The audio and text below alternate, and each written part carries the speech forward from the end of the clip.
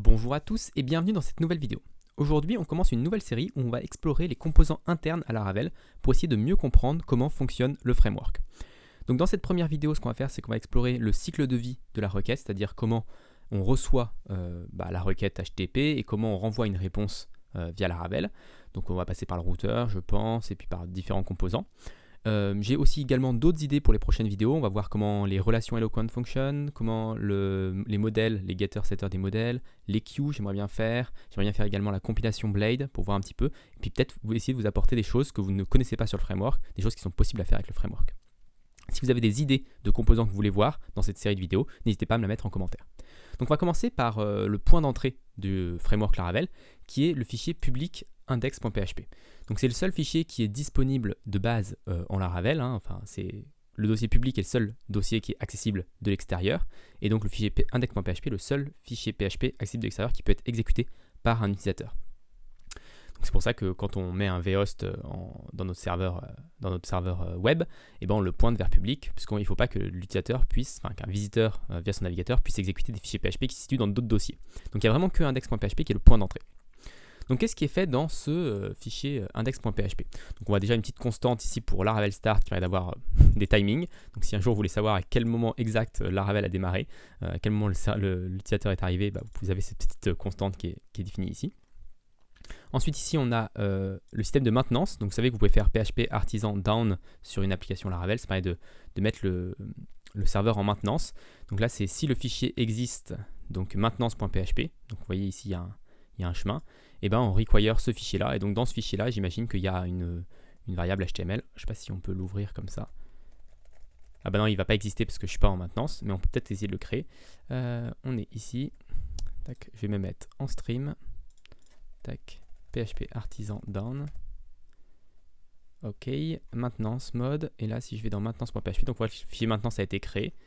On voit qu'il fait quelques petites choses. Data template. Donc il n'y a pas le HTML directement dedans. J'ai pas l'impression qu'il y a le fichier HTML directement dedans. Ok, bon. On va pas regarder en détail ça, le système de maintenance, mais voilà, ici il y a un fichier qui est généré et du coup on require ce fichier et je pense que ce fichier il gère quelque chose et ça évite que tout le reste s'exécute. Ensuite ici ça c'est Vendor, c'est Composer. Donc Vendor Autoload, c'est ce qui va permettre de gérer toutes les classes qui sont dans Vendor, donc permettre à PHP même de les trouver.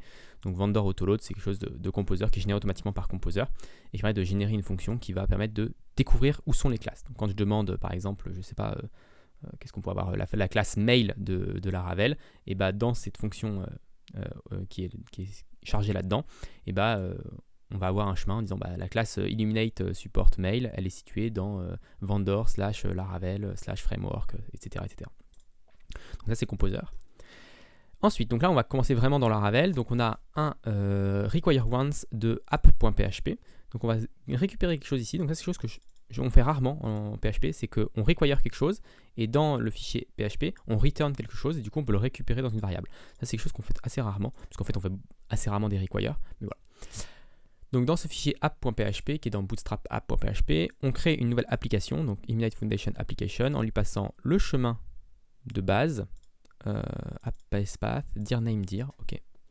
On lui passe le chemin, le public path. Donc ça nous donne une app. Ensuite on va générer des singletons, donc ça vous l'avez peut-être fait déjà dans vos service providers. Donc un singleton c'est une classe qui va être unique, il va être instancié une seule fois et ensuite on va toujours retourner la même. Donc on a le HTTP kernel qui est notre app HTTP kernel, la console kernel qui est le app console kernel.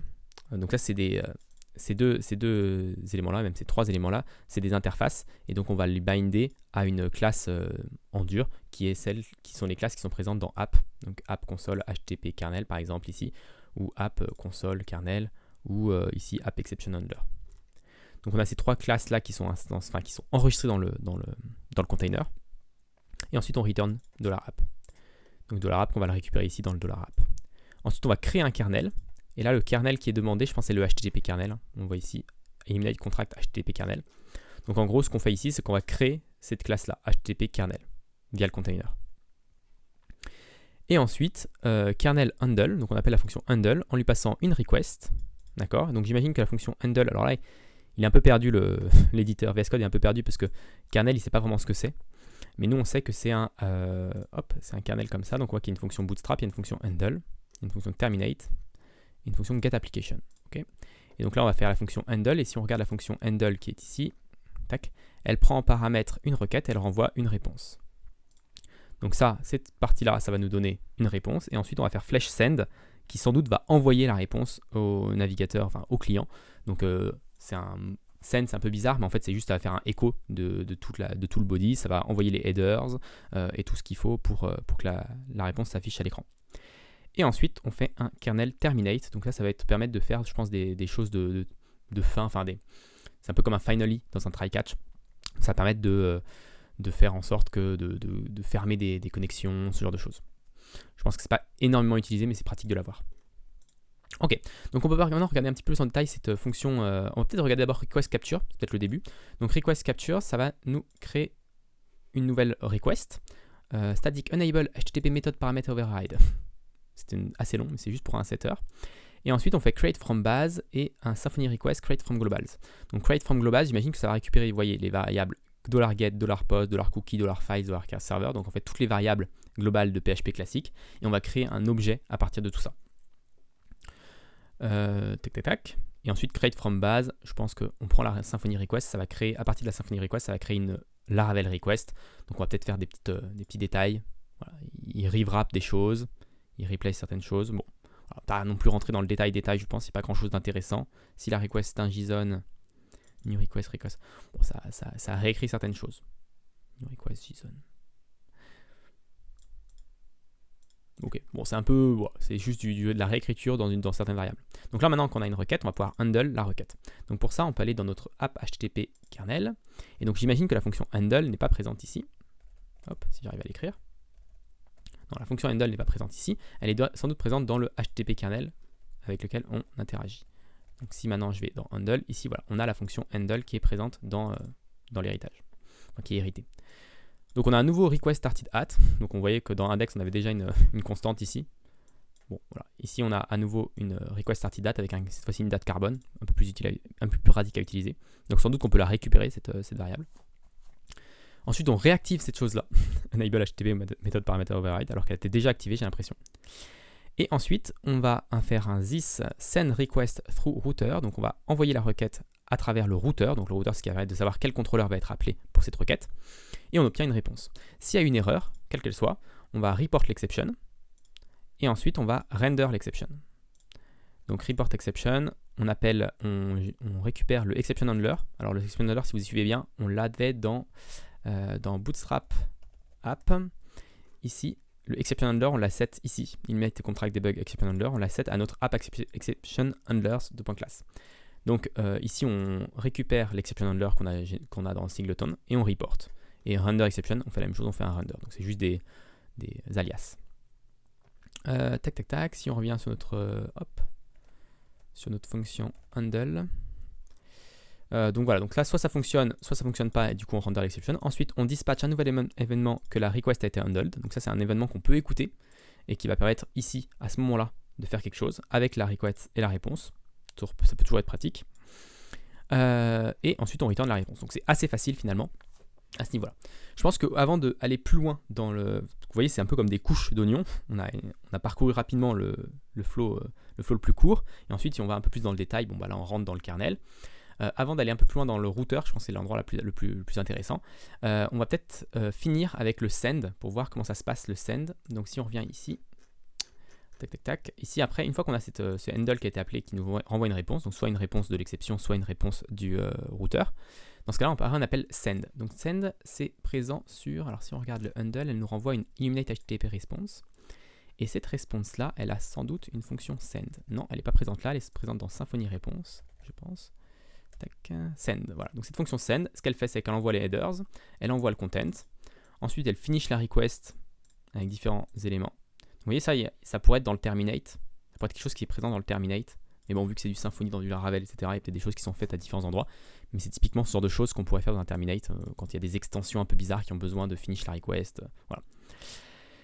Ok, et ensuite, donc on peut regarder send headers, voir un peu ce que c'est, mais je pense que c'est pas très compliqué. Hein. Quoique, la fonction est un peu compliquée, mais donc on send les headers. Si les headers ont été sent, on ne fait rien.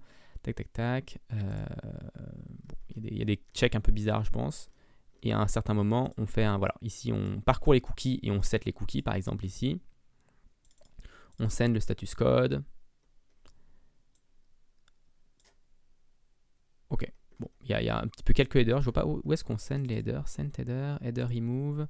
Normalement, il y a une fonction header en PHP qui est utilisée pour ça. Ici, voilà. C'est ici simplement qu'on fait le for each et qu'on parcourt toutes les valeurs qu'on a mis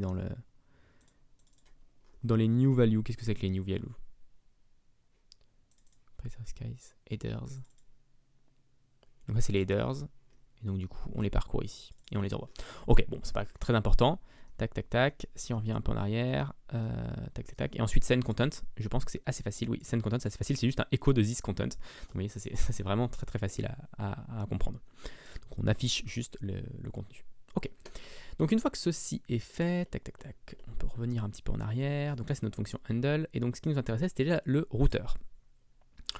Donc le routeur, qu'est-ce qu'on va faire? On va récupérer...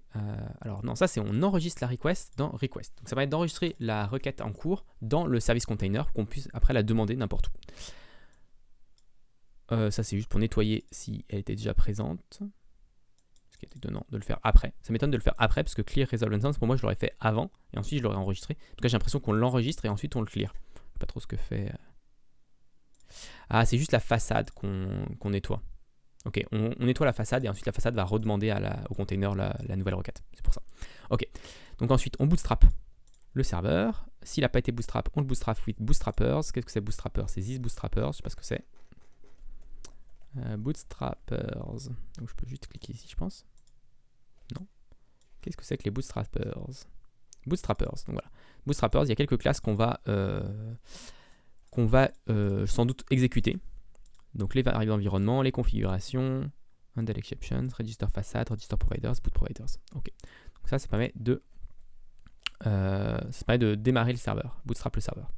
Et ensuite, on fait une pipeline. Donc une pipeline, c'est une classe qui n'est pas trop documentée, je crois, dans la Ravel, mais qui permet d'envoyer un élément dans différentes fonctions. Donc on a une new pipeline. On lui passe this app. Donc new pipeline avec this app. Alors je ne sais plus ce que c'est. Ouais. En paramètre, pipeline prend le container, donc c'est l'application. On send la request. Donc la request, c'est la requête HTTP. Et on la send through. Et là, on lui passe this middleware. Pourquoi middleware, c'est au singulier? Ça m'étonne que ce soit au singulier, parce que moi j'aurais dit que c'est plusieurs middleware, mais on voit que ici c'est un tableau. Donc il sans doute que this middleware contient plusieurs éléments. C'est aussi un tableau, parce que s'il y a un tableau dans la condition ternaire d'un côté, je pense que c'est un tableau de l'autre côté. Donc on va l'envoyer dans les middleware. Et ensuite, on va le dispatch to router. Par contre, this middleware, j'arrive pas à cliquer dessus. Je ne sais pas pourquoi. Je l'ai pas. Middleware, où est-ce qu'ils sont? Tout en haut. Si on remonte tout en haut, bootstrap, middleware. Donc middleware, il n'y a rien par défaut. Mais dans notre kernel, ici, on voit qu'on le réécrit. Donc on va le lancer dans tous ces middleware là. Et ces middleware là, ils ont une fonction handle normalement. Alors elle n'est pas présente ici, elle est présente ici. Mais ils ont une fonction handle qui prend une request et une closure next. Et ça va permettre de faire le lien. Peut-être qu'un jour on verra plus comment fonctionnent les middleware, parce que là ça sort un petit peu du concept de celle-là. Du coup, tac tac tac, je reviens dans mon kernel. C'est pas celui-là de kernel que je voulais. C'est celui-là. Du coup, pipeline. Si je cherche pipeline, on retourne à l'endroit où j'étais. Donc là, on l'envoie à travers tous les middleware. Donc tous les middleware vont se faire exécuter les uns après les autres. Et c'est que les middleware d'ailleurs qui sont set par défaut de manière... Enfin, qui sont en dur, on va dire. Parce que tous les middleware groupes, là par exemple, le web, on ne sait pas encore si on est une route web ou une route API. C'est le routeur qui détermine est-ce qu'on est dans une route web ou une route API. Et ensuite, même pour une route en particulier, on peut avoir aussi des middleware attachés à une route ou par un groupe en plus dans le routeur. Donc à partir de là, on exécute du coup que ces middleware là et on verra après pour le routeur. Donc le dispatch to router, ça return une function, okay, d'accord, qui prend une request et qui va nous retourner. Alors on réenregistre la request dans l'app instance. Je ne sais pas pourquoi on le fait une deuxième fois ici. C'est un petit peu bizarre. C'est peut-être pour les Octane et ce genre de choses, les serveurs PHP qui restent allumés tout le temps. Je pense que c'est peut-être pour ça qu'on les remette à cet endroit-là. Mais tu vois, ce qui est marrant ici, c'est qu'on n'a pas on ne reset pas la façade request non plus après. Donc bon, un petit peu bizarre, mais voilà. Et ensuite, on fait this router dispatch. Donc le routeur dispatch, ok. Le routeur, il est où? This router, ça correspond à quoi? C'est un Unite Routing Router, ok, qui a sans doute été mis quelque part. Et on a une fonction sans doute dispatch dedans. Ok, dispatch la request, la current request, on l'enregistre. Et on dispatch to route. Ok, run route, find route. Ok, donc on run route et on fait find route. Donc find route, ça va nous déterminer quelle route est bonne, enfin quelle route correspond à cette requête. Donc on a un événement routing, ok, qui exécute à ce moment-là. This current this route match request. Donc ça nous récupère la route qui match la requête. Route set container, this container. Ok, pour la route, on set le container. This container instant route, ok. Dans le container, on met la route. Alors on l'a dans current, on l'a dans $route et on l'a dans le container en même temps. Donc on l'a un petit peu plusieurs endroits différents et on return cette route. Ok, et ensuite cette route-là, ce qu'on va faire, c'est qu'on va run la route. Donc comment on run la route? Set route resolver. Il y a des choses un petit peu étranges des fois. Hein. Je sais pas trop à quoi ça sert, mais bon voilà. Bon, peut-être que plus tard on verra, mais c'est pas sûr. On dispatche un route matched. Donc on a eu un route start, je sais plus comment ça s'appelait. Routing, ça s'appelait l'événement. Puis ensuite on a un route match. Prépare response, run route within stack. Ça peut être intéressant, run route within stack. Should skip middleware, donc ça on s'en fiche. Middleware, this gather route middleware. Donc ça permet de récupérer tous les middleware de pour la route en cours. Donc on a aussi sur la route un gather middleware. Decomputed. Unique middleware. Donc là, on va récupérer tous les middleware. Je ne vais pas rentrer dans le détail sur comment fonctionnent les middleware. Peut-être qu'un jour, on aura un épisode là-dessus. Voilà. Donc on récupère tous les middleware de la route. On va refaire une pipeline. Cette fois-ci, on va send la request. Même chose avec le container. On through les middleware. Et then, ce qu'on va faire, c'est qu'on va faire route run. Prepare response route run. Donc c'est là où on va exécuter vraiment is controller action run controller. Sinon, on run le callable. Et si on a une erreur, ce qui est marrant, c'est qu'ici, on gère les erreurs avec un try-catch, HTTP response exception, get response. Ok, ça c'est un peu bizarre de try-catch ici sur HTTP response exception. Ça veut dire que si on lève un HTTP response exception, on ne va pas passer par notre exception handler, parce qu'il sera récupéré à ce niveau-là. Du coup, une fois que ceci est fait, route within stack, si on remonte un petit peu dans notre élément, il y avait un autre endroit que je voulais regarder. Tac, run route, find route. Oui, c'était find route qui peut être intéressant, je pense. C'est route match. Donc là, on a une fonction match sur route collection. On contient sans doute toutes les routes qu'on a exécutées. On va faire this get request method. Ok. Donc là, on filtre déjà une première fois en récupérant seulement les routes qui correspondent à la méthode. Ça peut être pratique. Ensuite, match against routes. On partition is fallback. Ok, on peut avoir plusieurs routes de fallbacks. Donc on va avoir partition, ça permet de séparer en deux le tableau de route. Donc on va avoir toutes les fallbacks d'un côté et toutes les autres routes de l'autre côté. Ensuite on merge les fallbacks. Ah, en fait ça va permettre de les retrier en fait. Je sais pas pourquoi ils le font dans ce sens-là, ça. Pour ça permet de trier les routes en fait, parce qu'en route on merge fallbacks derrière. Donc en fait on va avoir les routes en premier et ensuite les fallbacks. Les fallbacks, c'est une route spécifique. On fait route de point fallback, je crois, en Laravel, dans notre routeur. Et ça permet de définir une route qui va s'exécuter à la fin, quand aucune route n'a matché. Et a priori, on peut en avoir plusieurs. Parce que... mais voilà, ça permet juste de les mettre à la fin. Donc ça m'étonne pourquoi on ne fait pas un sort, pourquoi on les trie pas, plutôt que de faire ce système de partition puis remerge. Peut-être qu'après on en a besoin, je sais pas. Ok, donc là, on les route, on les match, et puis on prend la première route qui match. Pour chaque route, on fait un matches. This compile route. Ok, je ne sais pas pourquoi on les compile. Il y a sans doute un problème de performance ici. Get validators. URI validator, method validator, scheme validator, host validator. Il y a plusieurs validators possibles. Donc ça c'est séparé en 4 trucs. Et du coup, on parcourt chacun des validators et on vérifie que si not including method et que c'est un méthode validator, on continue. Ok, donc là on ne le récupère pas, c'est ça. Et sinon, on vérifie que chaque validator match. Ok. Si on regarde un petit peu, si je reviens ici, si on vient par exemple à un URI validator, voilà, on voit c'est juste un preg match sur l'URI. Si on regarde un scheme validator, ça va être juste HTTP only si la request est secure. Si la route est secure, request secure. Okay. Donc là on vérifie juste si c'est HTTP ou HTTPS. Host validator. guest host regex, on a une regex, on fait un frag match sur le get host de la request. Donc voilà, à chaque fois c'est assez facile ces éléments-là. Et méthode, ça doit être encore plus facile parce que c'est juste in array, request get méthode, route méthode. Donc ça c'est assez facile. Donc, voilà, donc ça c'est les petits validators qui sont utilisés pour matcher si la route correspond bien ou pas. Ok, donc une fois que ça c'est bon, et bah on a notre route. Et handle matched route, est-ce qu'on fait quelque chose de spécifique? Je pense que c'est juste tout du... Ça c'est pour une erreur où ils nous disent, des fois Laravel nous dit qu'il y a une route, on fait un post sur une route qui reçoit que du get, et il nous le dit qu'il y a quelque chose qui match.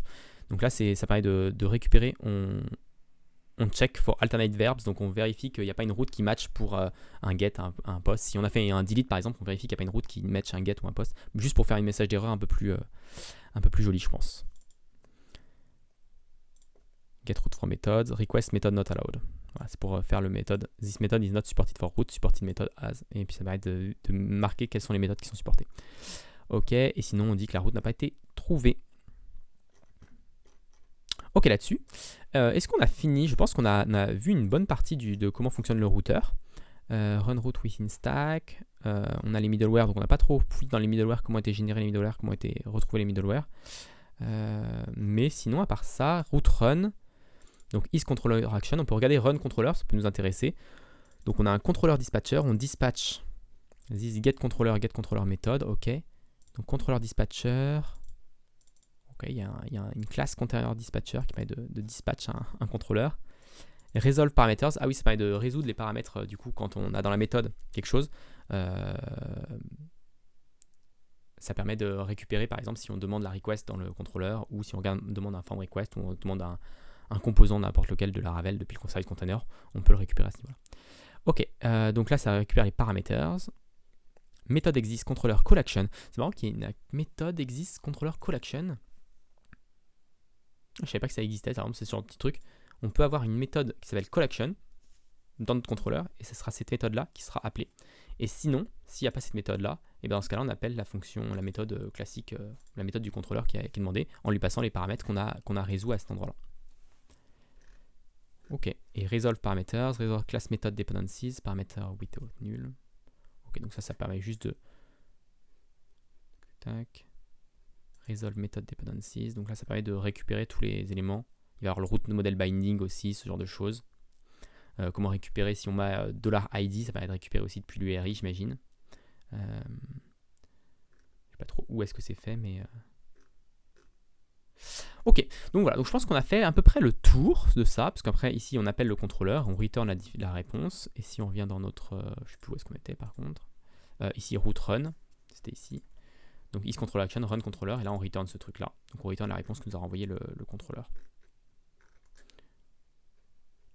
Et après on retourne de route within stack, je ne sais pas où c'est utilisé ça, route within stack, et là il y a prepare response, je pense que ça va le, voilà, ça fait un to response. Parce que par défaut, on peut retourner une string depuis un contrôleur, on peut retourner un modèle, on peut retourner tout ça. Donc là, on fait un to response qui va permettre de transformer tout ça en réponse. Donc là, on voit un peu tout ce qui est possible de supporter par Laravel, ça peut être intéressant aussi. Donc si c'est un instance of responsible, on appelle to response. Si c'est un PCR, on crée la response. Si c'est un modèle et que ça a été créé récemment, on voit quand ça retourne à 201. Si c'est une string, on fait un toString. Après, si c'est un Symfony array, JSONable, tout ça, isArray, on crée un JSON response. Symfony response, on crée une nouvelle response Laravel à partir de cette response Symfony. Get status code, response HTTP not modified, send not modified. Ok. Pourquoi on a ce truc spécifique ici à ce niveau-là. Et ensuite, on fait response prepare avec la request. Donc ça, je ne sais pas trop ce que ça fait. Ok. Bon. Et substitute binding, par exemple, c'est le truc qui permet de faire les route model bindings. Est-ce qu'on peut trouver où est-ce que ça a été utilisé ça? Tac tac tac. C'est jamais appelé. Je ne le trouve pas en tout cas. Étonnant. Étonnant que ce soit jamais appelé ce truc là. Substitute implicit binding, peut-être lui est appelé. Perform bindings. Ok, c'est un peu bizarre que les bindings ici soient jamais appelés, mais peut-être que c'est appelé bizarrement d'une façon un peu plus étrange. Voilà pour cette partie. Donc j'espère que cette petite vidéo vous a plu. Je ne sais pas combien de temps elle va faire. On a vu un petit peu vraiment tout le système depuis l'index, comment gérer un petit peu tout ça.